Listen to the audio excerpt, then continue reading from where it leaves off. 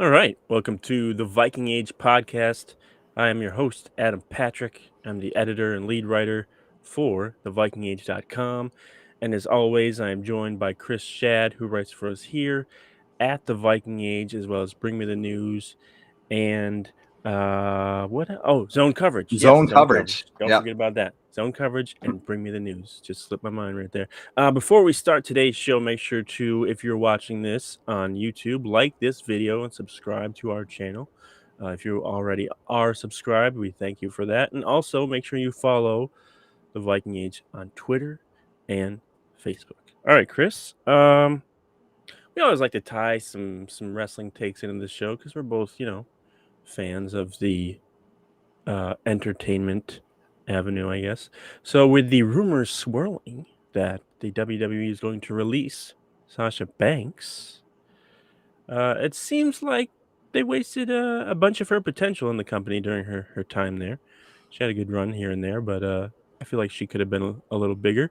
So, when looking at the Vikings, who is someone that maybe stands out to you the most, or you think of first, that you believe had their potential wasted during their time with the Vikings? Cordarrelle Patterson.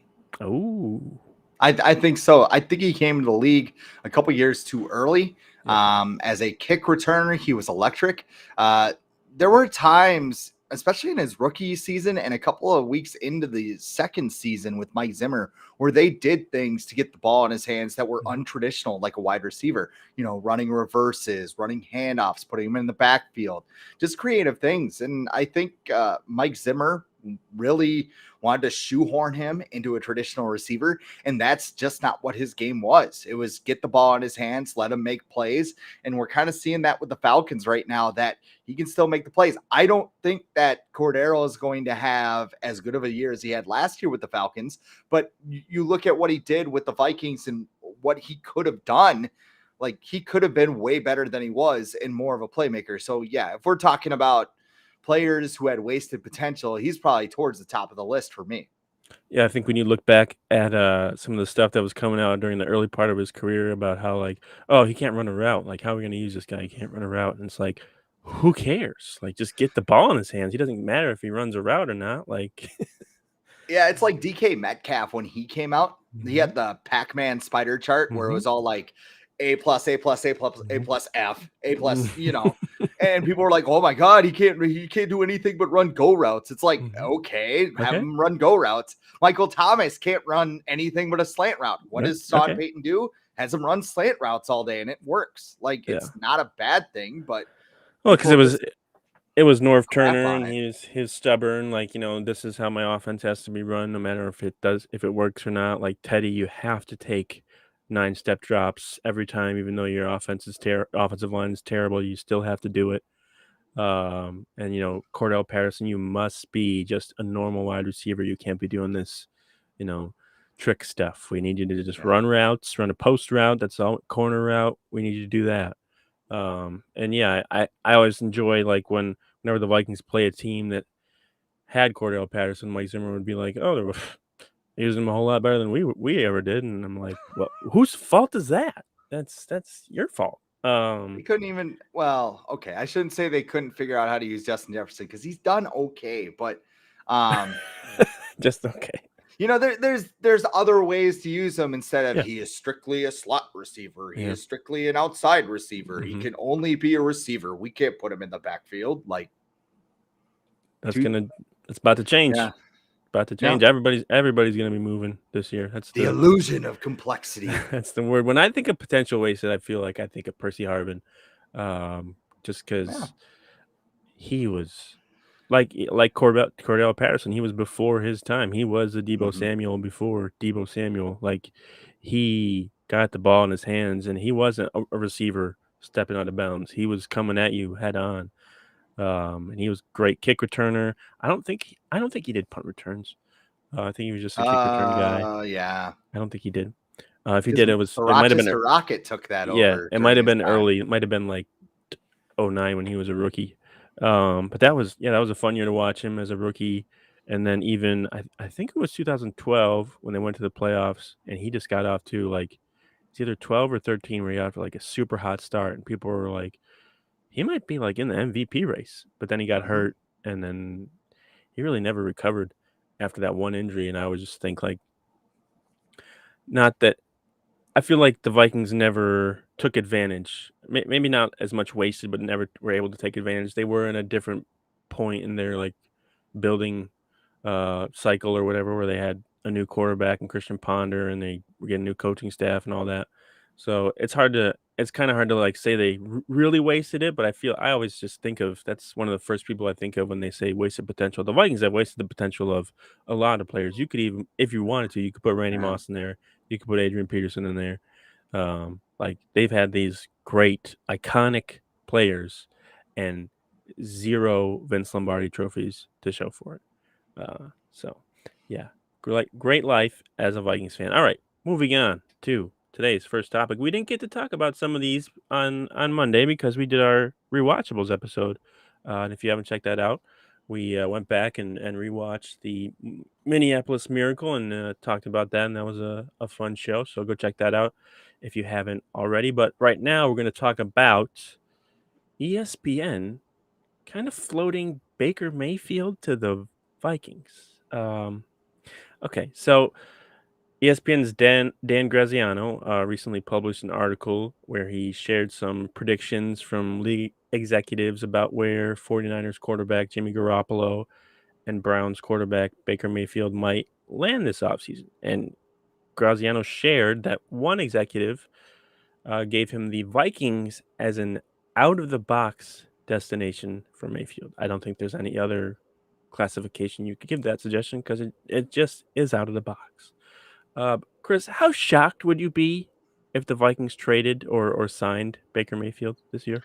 Shocked is a strong word, Yeah. but I would definitely be surprised.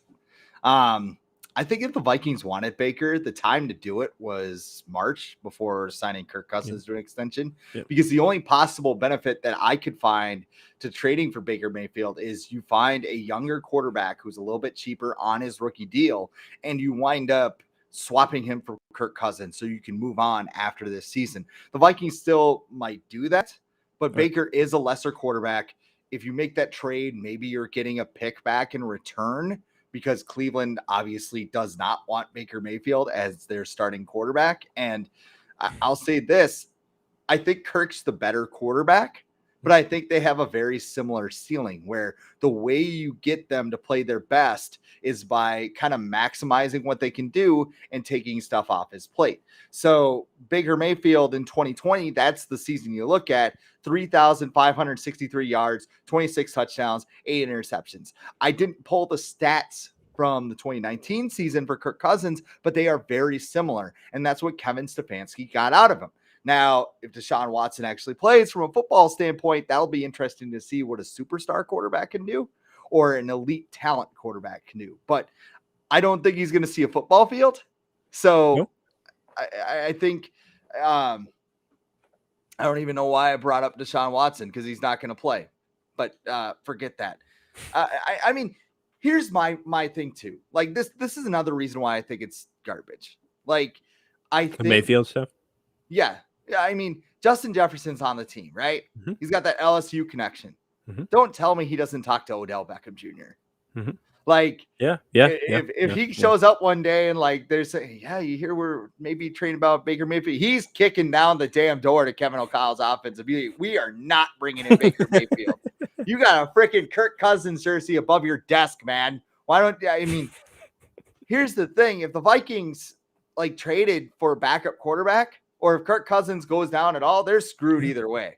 Like nobody they could possibly bring in right now is going to lead them to 13 games, Case Keenum style, and have some magical season. Like they're just screwed. So at this point, it's just like ride with what you have. And if Kirk goes down, if Kirk sucks, you ride it out. I mean, giving up the draft capital and the salary cap space, I would rather see them go sign JC Treader or something.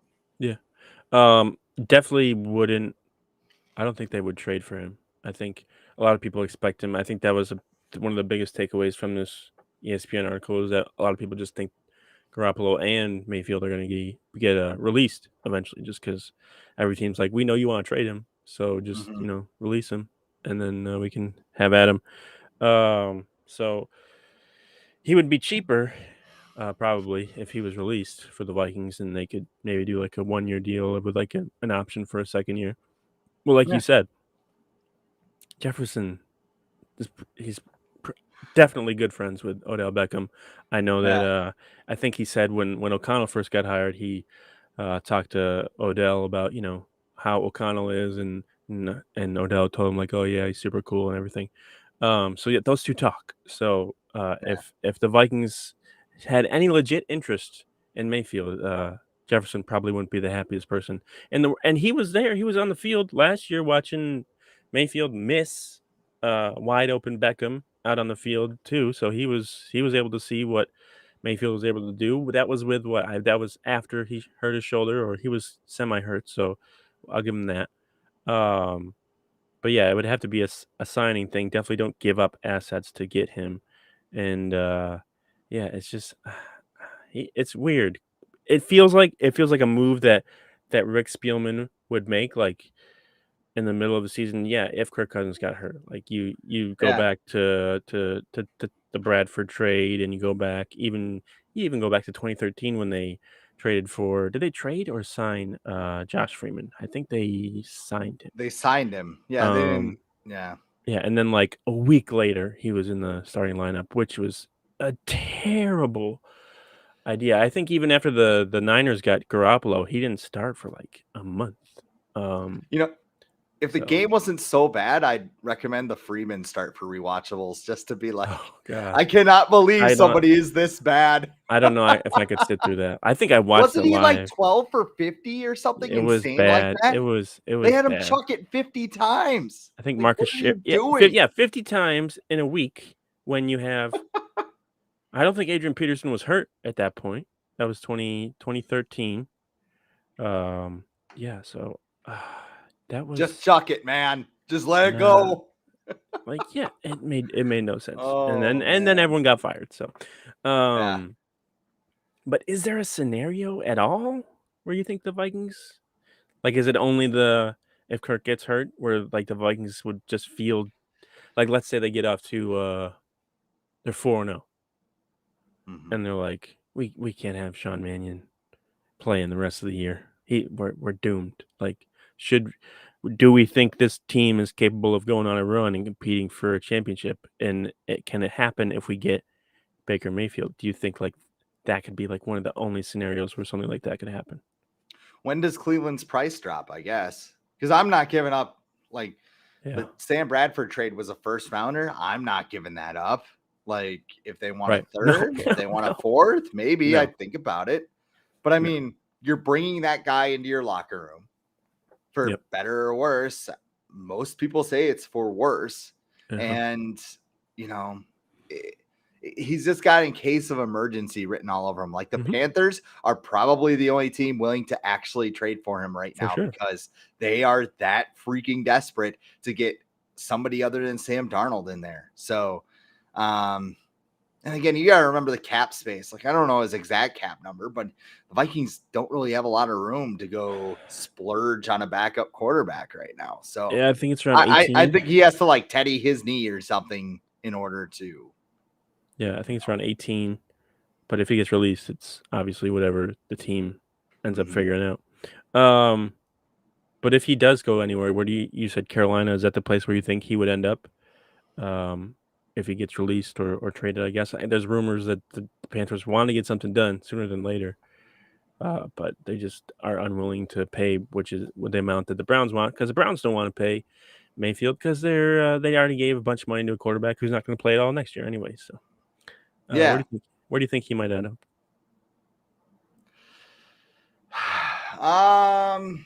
I'm trying not to say Carolina because that's the Oh, you obvious can, one, you right? can, yeah, I mean, I would say Carolina is the front runner. I don't know of any other team that's that desperate for a quarterback yeah. I right would only now. put the Seahawks in there, but I don't know if Yeah, they, that those are probably the two teams. yeah, but I Pete don't know Carroll and if they. Baker would be an interesting combination to watch, I though. think he could handle him. He's handled a lot of Uh, variety of personalities in his time. Percy Harvin being one. Yeah, I that think didn't go so well. not for what was his name? What was the receiver's name? Golden Tate, Yeah, that didn't go so well for him. elite human, The Golden baseball Tate. player now. Do you see he's playing baseball? Yeah. Yeah, I think the Panthers. Yeah, they're the front runner.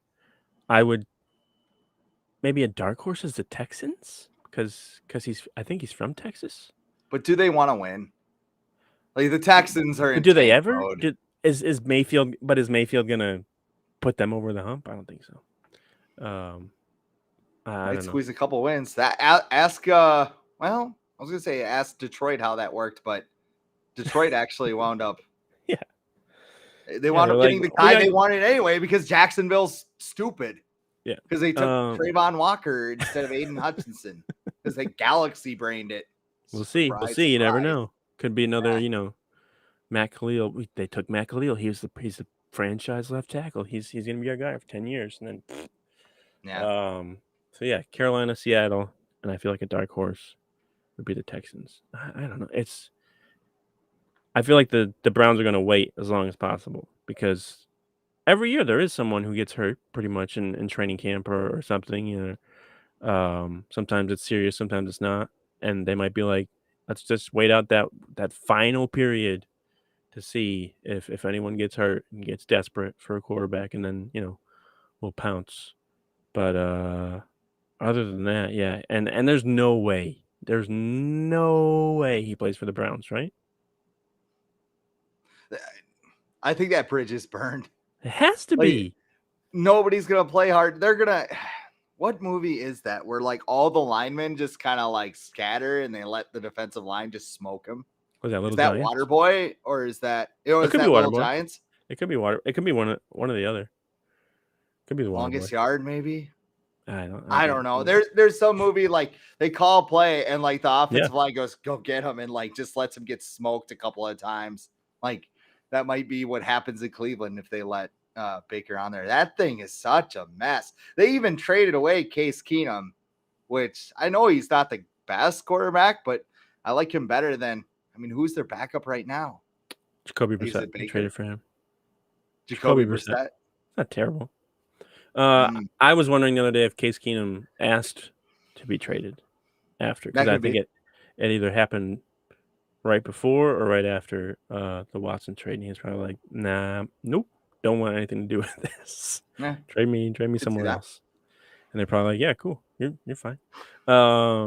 Yeah, so that's a fun situation that I'm glad the Vikings are not in, and hopefully they don't get in it, because it just doesn't make a whole lot of sense, because Kirk Cousins likely with the Vikings for the next 2 years, so it just doesn't even really make a whole lot of sense. Right. All right, moving on to the next topic, which has to do with a couple of record predictions from some notable people in the football sports media world. First is Fox Sports' Colin Cowherd, who also has something interesting to say, whether it's good, bad, true, or false. Recently, he had a random prediction. I think he was talking about how the Chargers could be the next Bengals. And then he kind of just had a tangent, and they talked about the Vikings and how he thinks they're going to double their win total next season because they have a, quote, taller Sean McVay as our head coach now. I'm not sure if he knows this, but they won 8 games last year. So he basically just said they're going to go 16-1 next season, which, I mean, this is June sports rate. This is June NFL radio. So he could be just saying this. And then NFL Network's Adam Rank, a known Chicago Bears fan, also gave his 2022 record prediction for the Vikings, and he has them going 7-10 next year. Big surprise from a Bears fan. In your opinion, Chris, which prediction is more likely to happen? I think it's Adam Ranks. Yeah. Because so the difference between the two. So this team has won 7 games this season. The only place where I might disagree with Adam Rank is that he has the Bears winning twice, because of course he does, because he's a Bears. He has the Bears winning like 10 games, and it's like, okay, yeah, you're on crack. Why would he even want that? Yeah, at this point, there's nothing on that team. Right. I don't know. If I was a Bears fan and all of a sudden they pull 10 wins out of thin air, I'd be like, Okay, maybe we They got would do. something The here. Bears are annoying like that sometimes. You're like, they have nobody on their team. They They win like ev- 12 games.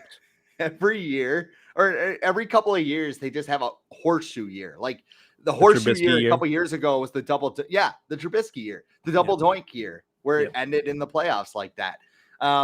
This is a team that's won 7 games in each of the last 2 seasons. I mean, Yep. and they brought that entire core back. It's the same players outside of a couple additions, like your Zadarius Smiths, your Harrison Phillips. This offseason was just so weird. And yet at the same time, I also wonder if Colin Cowherd knew they won 8 Yeah, does games, he like know? you mentioned. There's no way he knows. Like, He would. let's think of the Vikings from a national perspective here. If I'm Colin Cowherd, I follow everybody. You know, I just kind of say what I want because I'm a talking head. Not, and I don't mean that as like a negative thing. He makes a lot of freaking money. I would love to sit in And his he chair has to and like, know a lot about everything. yeah. So I mean, he's probably like, yeah. I mean, the Vikings they could double their win total. So like, think of them from a national perspective. So the national media, like this is going to trigger some people, but like they don't like Kirk Cousins. No. They don't like nationally. It's a thumbs down, not Mm-mm. like a thumbs down, like Sam, like right in front of the camera, like me, but like it's a thumbs down when it comes to Kirk because they think he's still a disaster in primetime games. Mm-hmm. They don't think he can win the big game. And although he's taken steps to improve his image over the past couple of years, winning a playoff game, winning some primetime games, people don't take him seriously as a franchise Super Bowl potential winning quarterback. So you have that. And then that quarterback nearly gets into a fist fight with his head coach after beating the Lions, after barely beating the Lions. The head coach finally agrees to like talk to the guy in his final year because he knows his job's on the line, and that's 45 minutes and only if some defensive meetings go long. Like, have you ever been like you went to college, right? Yeah, I pretended to go. Yeah, For 4 years. you ever have a class where you go to the class and you're just like staring at the clock the entire time? You're like, That was how most are of the there class. only 10 That was most of yeah, the classes I went to. how are there only 10 minutes? That was Mike Zimmer every Thursday when they met. Like he's probably got his bio suit on to not get COVID or whatever. And he's just like, oh my God, when is this thing going to end? Like that was a thing. And I really hope like in Mike Zimmer's book, like him and Kirk's relationship is its own chapter because I would eat that right up. That would be amazing. They have several starters over the age of 30. So they're an aging team. Their best defensive player, Daniil Hunter, had his second straight season-ending injury. Their starting corner told fans to put his Johnson in their mouth. I don't know if I could say that, but we'll just edit it off the podcast No, you version. good. Um, Yeah, Johnsonville yeah, bratwurst. Johnsonville bratwurst, big Byron Buxton, big Sheboygan sausage guy. Bashad Breeland, big Johnsonville Johnsonville. guy. I like their like better cheddar brats. They got the cheese in them. Jalapeno, it's a little too extreme, but you get the better cheddar, a little mustard on there, and they're good. Dalvin Cook and Adam Thielen both suffered serious injuries. Dalvin Cook with the shoulder, Adam Thielen with the ankle.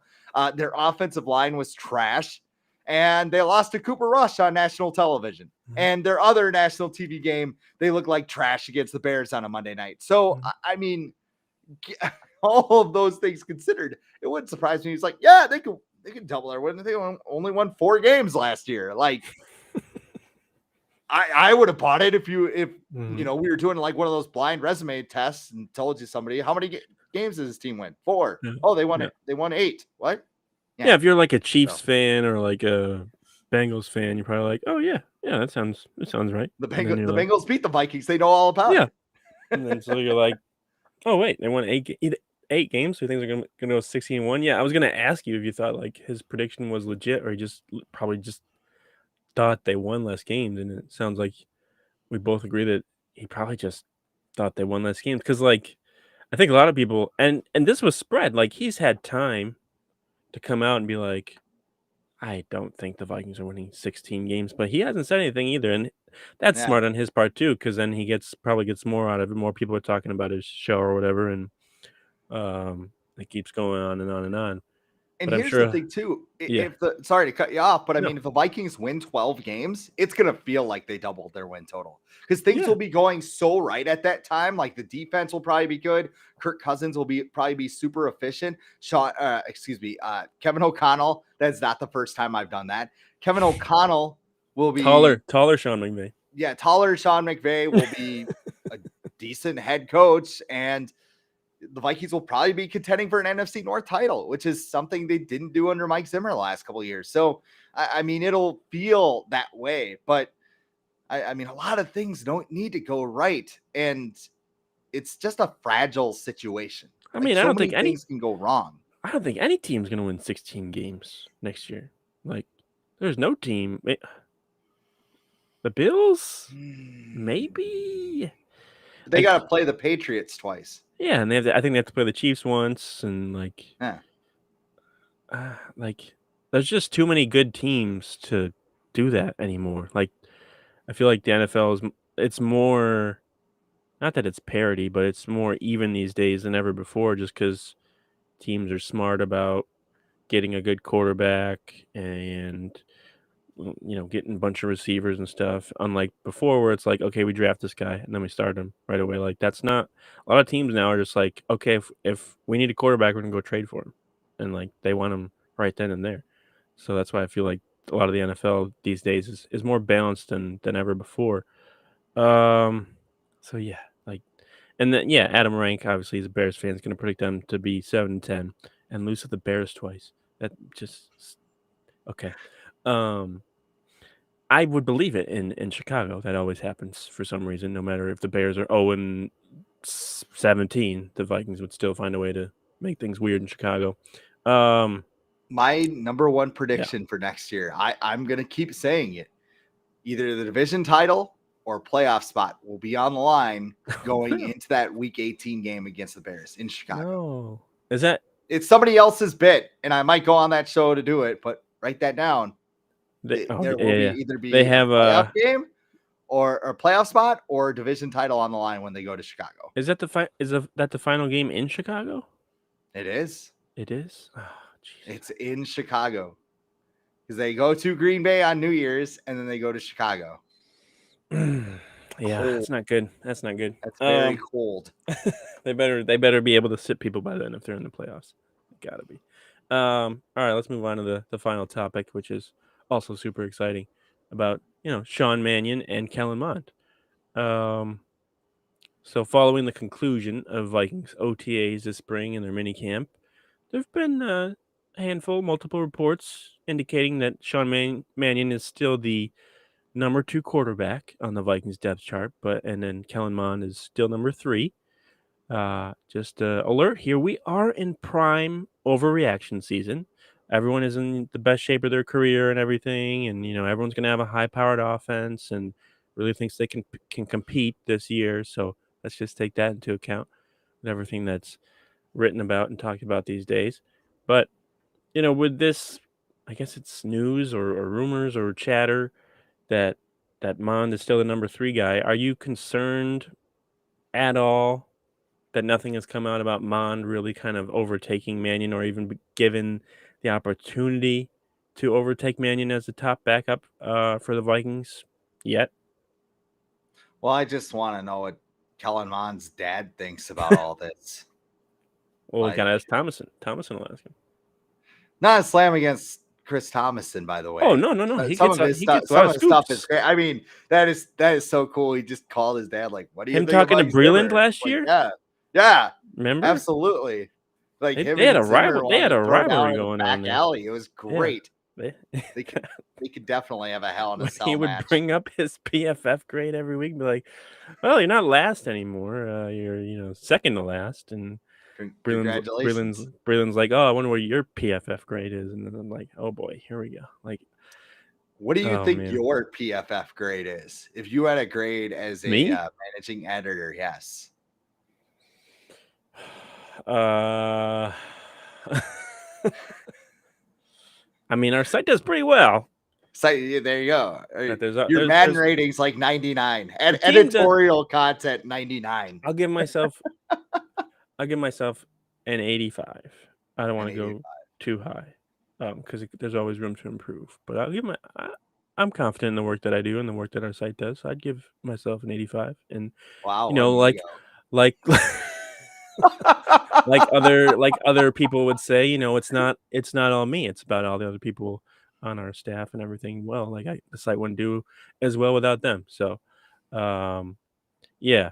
But yeah, any concern about this Manion Yeah, chatter? I kind of went down a weird alley there. I, I here's the thing about Kellen Mond. I didn't like the pick when it was made. I think a lot of people took it and they ran with it because they're like, oh my God, a quarterback. It could be a successor to yeah, Kirk Cousins. Well, remember in that draft, Rick Spielman tried to trade up for Justin Fields. So Kellen Mond was not the first pick on their he didn't really board. try. He didn't try, did Yeah, he? yeah, you're right. He's just like, you want to. It's like fantasy football. Like we all have that one guy in your fantasy football league where you just like he like Want to calls make a you and trade? he's like, "What you want to trade What do you Dalvin got? Cook?" And you're What do like, you got? what are you offering?" And I don't know. What do you got? Like I tried, Yeah, yeah, but that was like the try. Kellen Yeah. Kellen Mond, like some people are like, "Oh well, he's got all the records at Texas A&M and he played in the SEC and he improved every year and he was the number one dual threat." Blah blah blah blah blah. He didn't go over 60% completion rate until his junior year in college. Lance Zierlein, in his scouting report, mentioned that Mond's throws were usually flat and underthrown. We saw that in the preseason game against Kansas City, which is kind of the largest sample size we have of Kellen Mond right now. Because I'm throwing those 3 snaps against the Packers out because he wasn't prepared to play in that game. They weren't even talking to him apparently. So, I mean, that's to be expected. But even in college, he only completed 35% of his intermediate throws and 27% of his deep throws. The system that Clint Kubiak ran last year, he wanted Kirk Cousins to throw deep. I think it was about 12% of the time. So, I mean, when you have that chunk as deep throws and you struggle with deep throws, you're not going to do so well. And on top of that, you have the Jimbo Fisher robot mechanics where it's like 1, 2, 3, 4, throw a ball. It just wasn't going to work. Basically, you put everything together and they used a 3rd round pick on a guy that they wanted to be Josh Allen to improve his accuracy and Aaron Rodgers to get rid of his mechanics. And he's just not that talented. So, I mean, in terms of NFL standards, that is. I mean, good college quarterback, but I mean, even watching him in college, I'm like, this guy's not that great. And he made the pro day throw. Like everybody's doing it now. What is it? Where like you drop back and you Do the throw it. rollback Yeah, the rollback and you chuck it 60 yards, and he's like, against your ooh, body. yeah. Yeah. Like he did that, and everybody was mind blown. I mean, people just kind of took a couple of things. Like Chris Sims had him ranked ahead of Justin Fields. Okay, man. RG3, oh, they might pressure him. Not like RG3 would have anything against Kirk Cousins, right? Like I'm sure they're best friends and they exchange Christmas cards, right? For sure. You brought up Jimbo Fisher, which made me think of an amazing graphic that I think a Texas A&M coach put up recently, which was a Twitter post, and it said, "If you're a QB, the question should be why not A&M?" And it lists all the quarterbacks that Jimbo Fisher had, and a picture of them. These are the quarterbacks that were listed that essentially they're trying to brag about. So you have, I'm already laughing thinking yep, about Jimbo yep, Fisher yep, quarterbacks in my head, but go yes, on. yes. Kellen Mond, so there's one. Jameis Winston, okay, not terrible.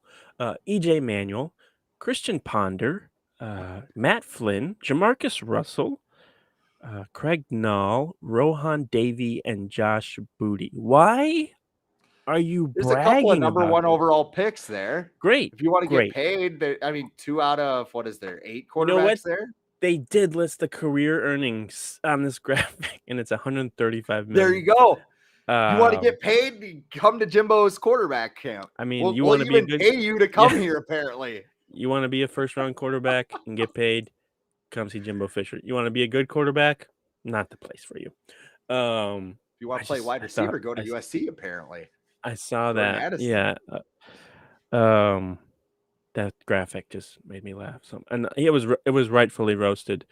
But yeah, Mond. I'm not worried about this OTA chatter or whatever. It is OTAs. There is, especially this year, it seems like there is almost nothing to talk about. We have talked way too much about where the Vikings' next group outing is going to be and things like that.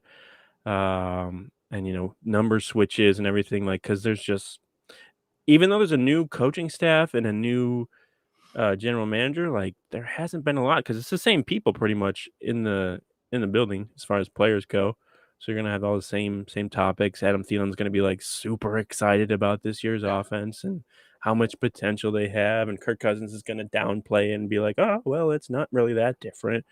And then Daniil Hunter's gonna be quiet, and Harrison Smith's gonna be quiet, and yeah. So there's It's not a going to be whole a lot. long training camp. Yeah. Oh my. Like that in Yeah. the preseason, like you and I got to actually watch preseason games and like probably Yeah. do Yeah. recaps and stuff. Yeah. But like, Yeah. we're both just going to sit there and be like, this sucks. Yeah. Like, because the starters aren't going to play. It's not going to be Mike No. Zimmer where Mm-mm. you like, Mm-mm. Mm-mm. have Irv Smith's not crusade gonna be out with there. preseason. Irv Yeah. Irv Smith is not gonna be out there. I can guarantee you that he is not gonna be out there.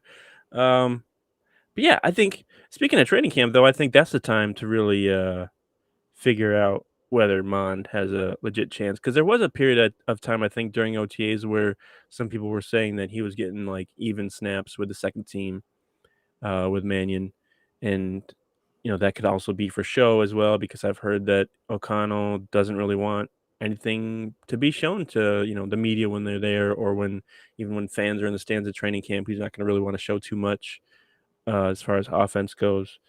So yeah, I'm not buying into the being worried. I'm also not optimistic that Mannion's not going to be the backup. I think like he's got to play either.